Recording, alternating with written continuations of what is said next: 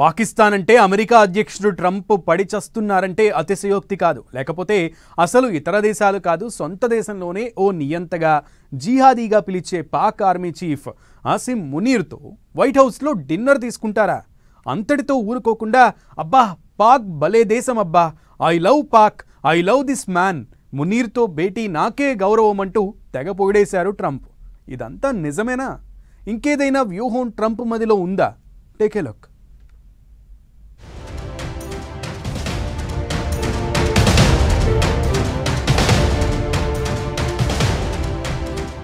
పాక్ అంటే పడి చస్తోన్న ట్రంప్, మునీర్తో సమావేశం తనకే గౌరవమంటూ పొగిడేసిన ట్రంప్. నిజంగా ట్రిక్ పాకిస్తాన్ ప్లే చేసిందా? ట్రంప్ ప్లాన్ చేశాడా?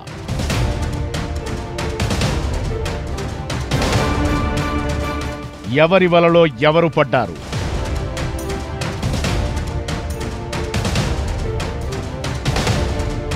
ఊసరవెల్లిలాగా అమెరికా అధ్యక్షుడు ట్రంప్ తన మాటల గారడీ చేస్తున్నారు తప్ప అసలు ఆయన ప్రవర్తన వెనక ఉన్నది అసలు సిసలు బిజినెస్ మ్యాన్ కోణమే. తన వ్యాపారం, తన లాభం తప్ప మరేదీ పట్టదని పాక్ ఆర్మీ చీఫ్ ఆసిఫ్ మునీర్తో భేటీతో అర్థమైపోయింది. లేకపోతే పాకిస్తాన్లోనే ఆసిఫ్ మునీర్ని జిహాదీ అని, నియంత అని వ్యతిరేకిస్తుంటే ఈయన మాత్రం I love Pak, lovable person Munir అంటూ పొగడటంలో అర్థమేంటి? మరోవైపు ఆపరేషన్ సింధూర్తో చావు దెబ్బతిని బెక్కచచ్చిపోయిన పాకిస్తాన్ తనకు అగ్రరాజ్యం అండాదండా దొరికాయని మురిసిపోవచ్చు. కాని అసలు నిజం వేరు. ట్రంప్ ఏం చేసినా ప్రతిదానికి లెక్క ఉంటుంది, లెక్కే ఉంటుంది.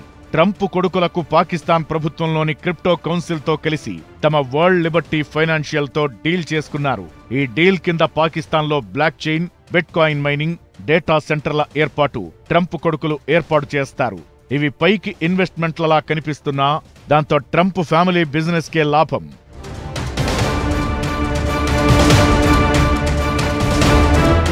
మరోవైపు దక్షిణాసియాలో అమెరికాకి ఏ దేశం అంత సన్నిహితం కాదు, అలాగని శత్రువు కాదు.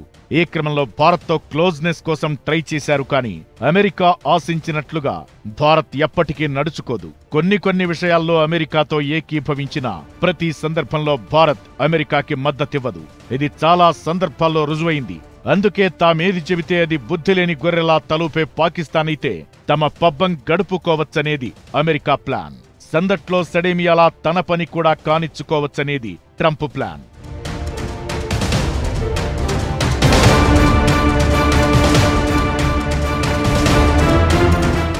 మరోటి, పాకిస్తాన్లో ఖనిజ సంపద కావాల్సినంత ఉంది. దాన్ని తవ్వుకునే స్తోమత పాక్కి లేదు. తాంబేరు, బంగారం, లిథియం వంటి ఖనిజాలు కావలసినంత ఉన్నా, అన్నీ ఉన్న అల్లుడి నోట్లో శని ఉన్నట్లుగా ఆ దేశపు పాలసీలు, పాలసీ మేకర్ల నిర్వాకం ఎప్పుడూ కుట్రలపైనే తప్ప సొంతంగా ఆర్థిక వ్యవస్థని మెరుగుపరచడంపై లేదు. అందుకే రేర్ ఎర్త్ మెటల్స్, అరుదైన లోహాలపై ప్రపంచ దేశాల్లో అవసరాలు పెరుగుతున్నాయి. ఈ క్రమంలోనే పాకిస్తాన్ను తమ గుప్పెట్లో పెట్టుకుని ఈ ఖనిజాలను కూడా అమెరికా తరలించుకుపోవచ్చు. ఇదే ట్రంప్ పాక్ అంటే పడి చచ్చేందుకు దోహదపడుతున్నాయి. ఈ కారణాలే కాకుండా ఇరాన్పై దాడి చేయాలంటే ఆ పక్కనున్న పాకిస్తాన్ సాయం చాలా అవసరం.